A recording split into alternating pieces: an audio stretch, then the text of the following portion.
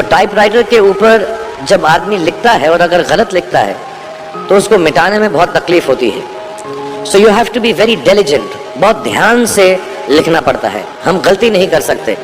और टाइपेक्स यूज़ करते थे टाइप को निकालने के लिए, कभी उंगली फंस जाती थी उसकी कीज के बीच में, मगर बहुत मेहनत से, बहुत डिलिजेंस से काम करना पड़ता था। तो जब मैं उस पर टाइपिंग सीखा स्कूल में कॉमर्स करते वक्त, so the only thing I realise is that practice makes you perfect. तो जो भी काम आप जिंदगी में करें उसको डिलिजेंस से करें, ऐसा करें कि कोई गलती ना हो, अपना पूरा दिमाग लगा कर करें, सोच समझ कर करें, ऐसे करें कि ये काम जिंदगी में आपका पहला काम है और इसके बाद आपको मौका नहीं मिलेगा, और शायद ये काम आपका जिंदगी का आखिरी काम है, इसके बाद फिर मौका नहीं मिलेगा। So do it with that kind of diligence. तीसरी चीज़ उन्होंने मुझे कैमरा दी थी, क्योंकि बहुत गरीब थे, वो कैमरा चलता नहीं था बिल्कुल भी, सिर्फ उसके व्यू फाइंडर से बड़ी अच्छी अच्छी तस्वीरें दिख जाती थी लेकिन खिंचती बिल्कुल भी नहीं थी।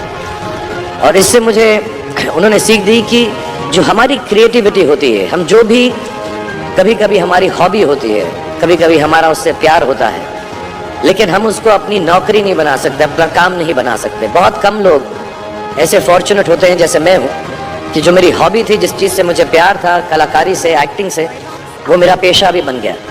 अमूमन ऐसा होता नहीं है, लेकिन जो हमारी कला है, चाहे वो पोएट्री है, चाहे वो लिखना है, चाहे वो पेंटिंग है, चाहे जो भी चीज़, गाना है, अकेले में गाना है, हमारी क्रिएटिविटी ज़रूरी नहीं है कि दुनिया एक्सेप्ट करे।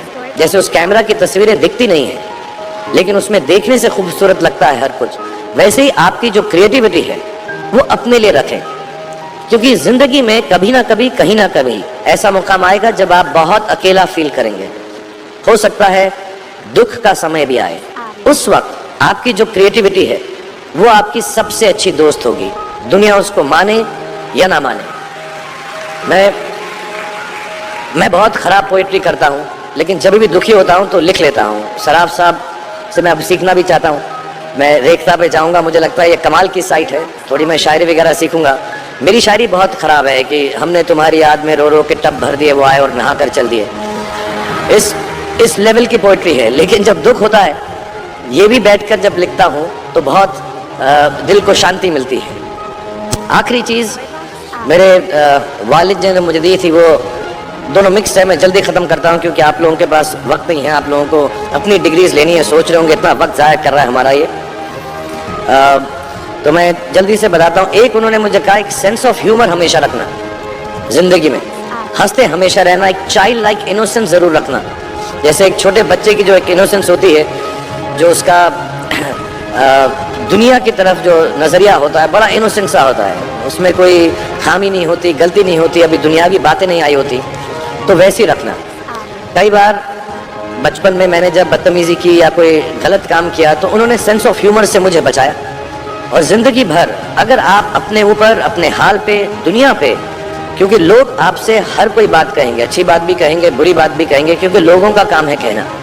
अगर आप उसको एक सेंस ऑफ ह्यूमर से देख सकेंगे तो ज़िंदगी जो है बहुत बेहतर रहेगी। And last not the least, what my father gave me, what my mother gave me and what your parents have given you, आपके जो पेरेंट्स हैं, जो आपको दिया है, वो सबसे बड़ी गिफ्ट है, गिफ्ट ऑफ लाइफ। ज़िंदगी की जो ज़िंदगी एक खुद ही सबसे बड़ा तोहफा है हमारी ज़िंदगी, और उसको वैसे ही ट्रीट कीजिए।